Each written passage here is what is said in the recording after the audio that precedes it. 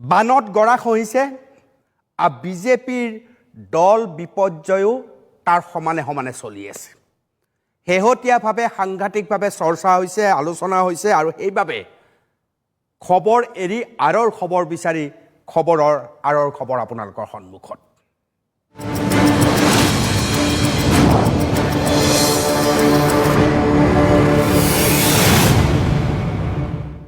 BJP দলৰ আৰম্ভণিৰ যিসকল মানুহ, যেনেকৈ আমি ভৱেন মোহনৰ কথা উল্লেখ কৰিছোঁ, তেনেকৈ শদিয়াত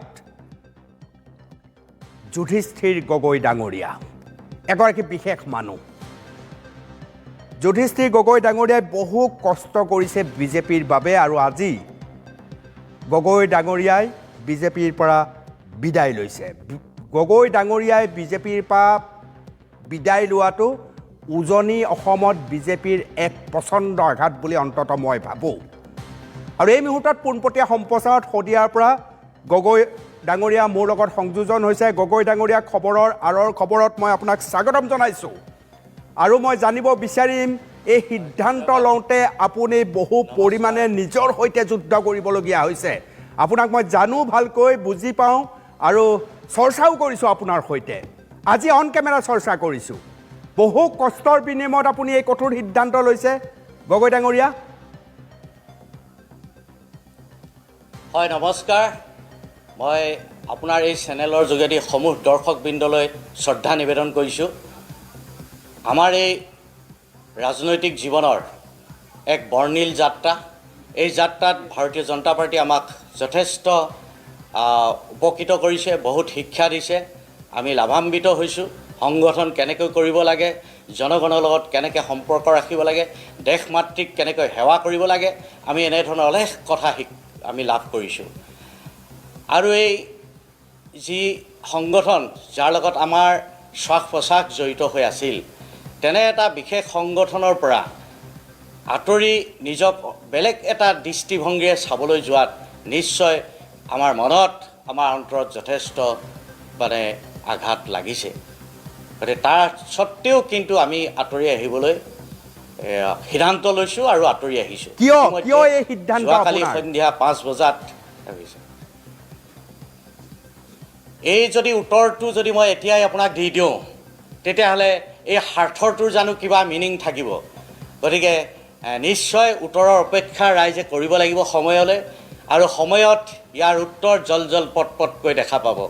সমগ্ৰ অসমৰ ৰাইজে, আমাৰ নিষ্ঠাৱান কাৰ্যকৰ্তাবিলাকে।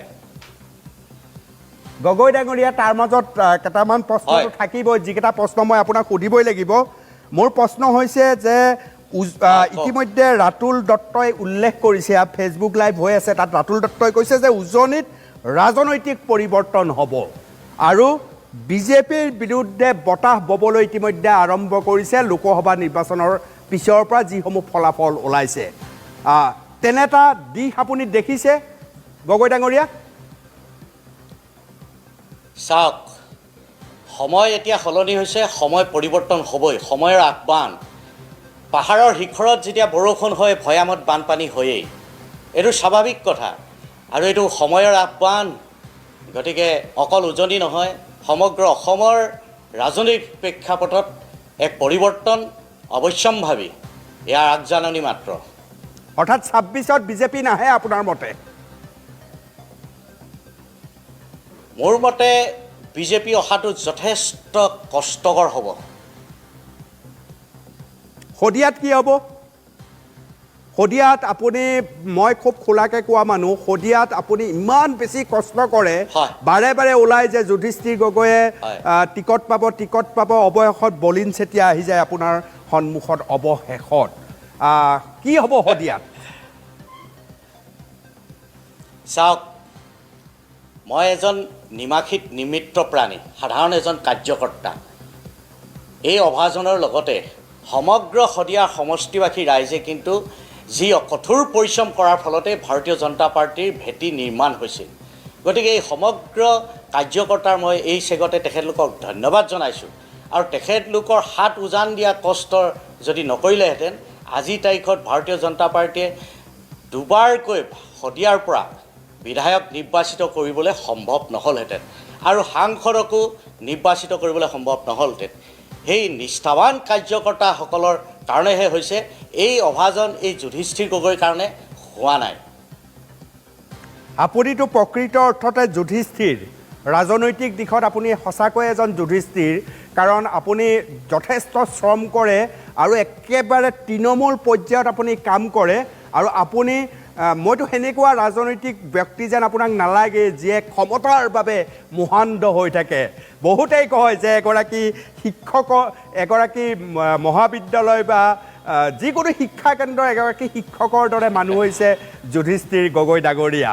কিন্তু তেনেকুৱা এজন মানুহৰো যেতিয়া মোহভংগ হৈছে, যে তেনেকুৱা মানুহ এজনৰ যেতিয়া বিজেপিৰ প্ৰতি মোহভংগ হৈছে, তেতিয়াহ'লে বিজেপি এক ভয়ংকৰ বিপদৰ পিনে যে গৈ আছে, মই সেই ক্ষেত্ৰত নিশ্চিত হৈছোঁ। গগৈ ডাঙৰীয়া, আপুনি বিজেপিত এতিয়া নাই, সেই সূত্ৰে মই আপোনাৰ পৰা জানিব খুজিছোঁ, বিজেপি ক'ত ক'ত ভুল কৰিছে আপোনাৰ মতে? চাওক, ব্যক্তি নিৰ্মাণ হ'লে সমাজ নিৰ্মাণ হ'লে ৰাষ্ট্ৰ নিৰ্মাণ। এই মহামন্ত্ৰফাঁকিয়েই বিজেপিৰ হৈছে মূল মন্ত্ৰ।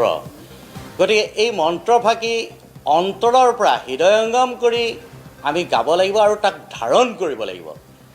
হয়তো এইটো ধাৰণ কৰাত অন্তঃকৰণে হয়তো ক'ৰবাত কোনোবা ব্যক্তিয়ে মুখস্থ মাতিছে, ধাৰণ কৰিব পৰা নাই, যাৰ ফলত নেকি আমি সমগ্ৰ ভাৰতবৰ্ষত দেখা পাইছোঁ যে সময়ে সময়ে কিছু ক্ষেত্ৰত ক'ৰবাত উজুতি খোৱা দেখা পাইছোঁ। মই আশা কৰিম ভাৰতখন নিৰ্মাণ হৈ উঠক, সকলো কাৰ্যকৰ্তাই ভাৰতীয় সংবিধানৰ তলত নিজস্বভাৱে যোনে যি সংগঠন যি দলেই নকৰক কিয়, ভাৰতীয় সংবিধানৰ তলত ভাৰতবৰ্ষক বিশ্বৰ দৰবাৰত প্ৰতিষ্ঠা কৰিবৰ কাৰণে সকলো শ্ৰেণীৰ মানুহে ত্যাগৰ ভেটিৰে ভাৰতখন গঢ়ি তোলক, এইটো আশা কৰিম আৰু সকলোৰে মংগল কামনা কৰিম। মই এইটো নহয় যে কি মই ভাৰতীয় জনতা পাৰ্টি এৰি আহিলোঁ কাৰণেই ভাৰতীয় জনতা পাৰ্টিৰ অহিত চিন্তা কৰিম, এনে মোৰ মনত ভাৱ নাই। মই সকলোৰে কুশল কামনা কৰিম, সকলোৱে আগবাঢ়ক। আন্ধাৰ আঁতৰাবৰ কাৰণে আন্ধাৰ খেদি লাভ নাই, পোহৰৰ ব্যৱস্থা কৰক, তেতিয়া সকলো আলোকময় হৈ উঠিব। তো আমাৰ দৰে এটি নিমাখিত প্ৰাণীৰ দলটো এৰিলোঁ কাৰণেই কোনো দুখ কৰিব নালাগে, আমাৰ দ্বাৰা কোনো এটা দলত ক্ষতি নহয়, এইটো মোৰ এটা বিশ্বাস। কিন্তু গগৈ ডাঙৰীয়া, আপোনালোকে ভেটি নিৰ্মাণ কৰা মানুহ, বিজেপিৰ ভেটি নিৰ্মাণ কৰা মানুহৰ তালিকাত আপুনিও আছে। মোৰ প্ৰশ্নটো হৈছে, আপোনাক বুলি মই কোৱা নাই, বিজেপিৰ যিসকলে ভেটি নিৰ্মাণ কৰিছে, সেই ভেটি নিৰ্মাণ কৰাসকলৰ দুই একে প্ৰতিবাদো কৰিছে। ভেটি নিৰ্মাণ কৰাসকলক গুৰুত্বহীন কৰি ৰখাৰ কুফল লাভ কৰিব বিজেপিয়ে ২৬-ত।